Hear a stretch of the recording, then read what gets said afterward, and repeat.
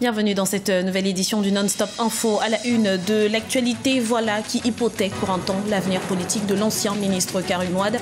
La Cour suprême sénégalaise a confirmé ce jeudi sa condamnation pour enrichissement illicite. La lutte contre Boko Haram prend une autre dimension. Au Cameroun, autorités, société civile, syndicats, le pays tout entier est sur le qui-vive depuis les attentats de Marois et puis non-lieu requis par le parquet de Paris pour Wenceslas Mounier Chaka, le prêtre rwandais mis en cause, nous vous le rappelons, dans le génocide de 1994. Au Sénégal, la Cour suprême a tranché. Elle a confirmé ce jeudi la condamnation de l'ancien ministre Karim Wade à 6 ans de prison pour enrichissement illicite, rejetant ainsi ses pourvois en cassation. La défense dénonce un procès politique. Lise Elsi à Kizimana. La condamnation de Karim Wade confirmée par la Cour suprême du Sénégal. La Cour suprême a rejeté les pourvois de Karim Wade contre l'arrêt du 23 mars prononcé par la Cour de répression de l'enrichissement illicite. Cette Cour spéciale avait condamné Karim Wade à 6 ans de prison ferme, 138 milliards de francs CFA, soit 210 millions d'euros d'amende, et à la confiscation de tous ses biens. La Cour suprême a violé ses propres lois, la Cour suprême a violé les droits de Karim Wade, la Cour suprême a violé la loi organique.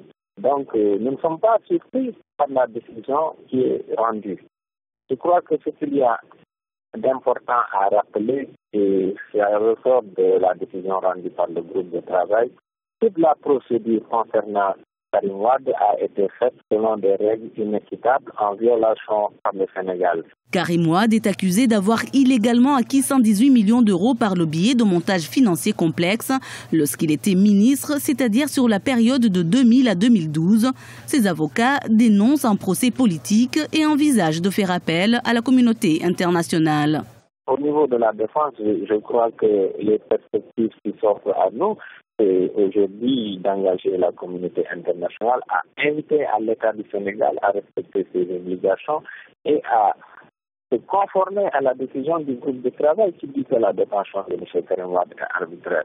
La décision rendue à la suite d'une procédure inéquitable ne peut avoir aucune valeur sur le plan du droit international et sur le plan de l'équité. Karim Wade est en détention depuis avril 2013. Le 21 mars 2015, il avait été désigné candidat à la prochaine élection présidentielle de son parti, le PDS, le Parti démocratique sénégalais et principal parti d'opposition. Des militants anti-esclavagistes condamnés en appel à 2 ans de prison en Mauritanie. Il s'agit de Biram Ould Abeid, président de l'ONG IRA, de son vice-président Brahim Ould Bilal et de Dibisso à la tête d'une ONG de défense des droits civiques. Les 3 hommes avaient été arrêtés en novembre 2014 alors qu'ils participaient à une caravane de sensibilisation contre l'esclavage. Ils avaient été condamnés en première instance à 2 ans de prison pour rébellion et manquement à l'autorité publique, une peine qui a donc été confirmée ce jeudi. Boko Haram, ennemi public numéro 1 au Cameroun. Des mesures d'exception ont été prises par les autorités administratives pour prévenir toute attaque du groupe islamiste. Le pays est en effet sur le qui-vive depuis les attentats suicides de Marois à Lyon-Guindo. Le Cameroun lance une campagne de mobilisation des citoyens pour faire face à Boko Haram. Les bénévoles du collectif de l'Union pour le Cameroun se retrouvent à la gare de Yaoundé.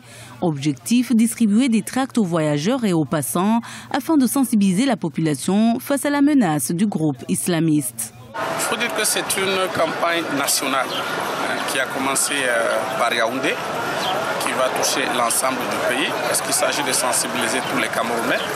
Par cette démarche, nous voulons dire aux citoyens camerounais, prenons nous-mêmes le problème à cœur, approprions-nous le problème du terrorisme. Le gouvernement fait ce qu'il a à faire, les citoyens aussi a ce qu'il a à faire, notamment la vigilance. Cette campagne nationale a débuté au mois d'août, suite aux attaques récurrentes de la nébuleuse islamique, notamment dans la ville de Marois, dans le nord du pays, où 19 personnes ont perdu la vie.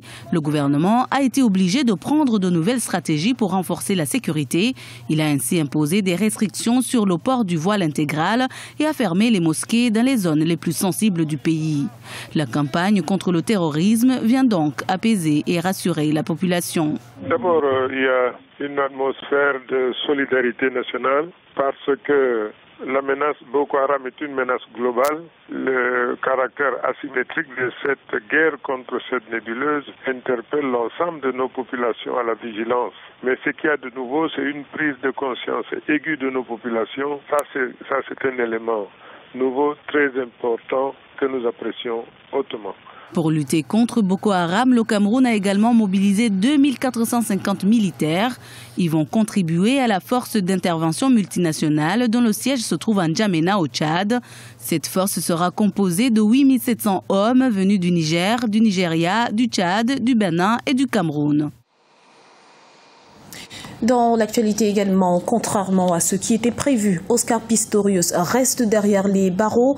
Le ministère sud-africain de la Justice s'est opposé à sa demande de libération conditionnelle pour bonne conduite prévue ce vendredi.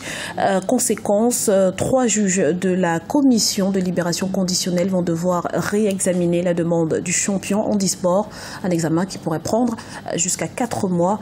Rappelons qu'Oscar Pistorius purge une peine de 5 ans de prison pour le meurtre de sa petite amie Riva Steenkamp en février 2013. Nouveau rebondissement dans l'affaire Mounié Chiaka. Le parquet de Paris s'oppose à ce que le prêtre rwandais comparaisse devant un tribunal. Le tribunal a en effet requis ce mercredi un non-lieu dans l'instruction de cette affaire ouverte depuis 20 ans. Le point avec Ibrahim Ndiaye. Non-lieu pour Wenceslas Mounié Chiaka. Le parquet de Paris s'oppose à ce que Wenceslas Mounié Chiaka comparaisse devant un tribunal, une décision rendue ce mercredi 19 août. Le prêtre rwandais est mis en cause dans le génocide de 1994.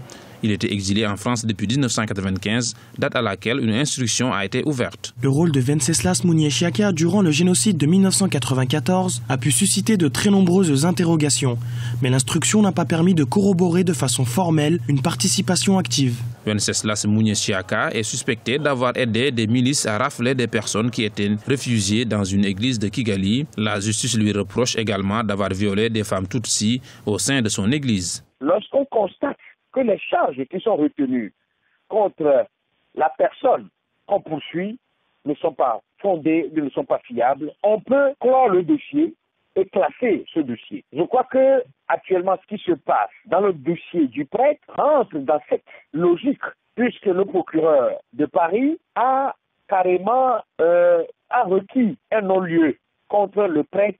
Cela voudrait dire que ce qu'on a retenu contre lui comme motif ou bien comme élément entrant comme contre lui n'est pas fondé. Alors, c'est tout à fait normal qu'on puisse le relaxer purement et simplement. Reste à présent au juge d'instruction d'ordonner ou non le renvoi devant une cour d'assises de Wenceslas Mounié Chiaka, le premier Rwandais visé par une plainte en France pour son implication présumée dans le génocide des Tutsis. En 2006, les autorités judiciaires rwandaises avaient condamné le père Mounié Chiaka par contumace à la prison à perpétuité.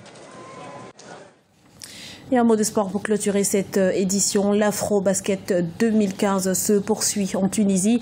Et pour son entrée en compétition ce jeudi, l'Angola a donné grand favori à jouer avec le feu face au Mozambique. Score final 84-72. Dans l'autre rencontre du groupe B, le Sénégal a débuté par une victoire face au Maroc, 76-71, grâce notamment à un Gorgui Dieng en pleine forme. Et c'est ainsi que s'achève cette édition. Nous vous remercions pour votre fidélité. Retrouvez dans un instant une nouvelle édition de l'information sur Africa 24.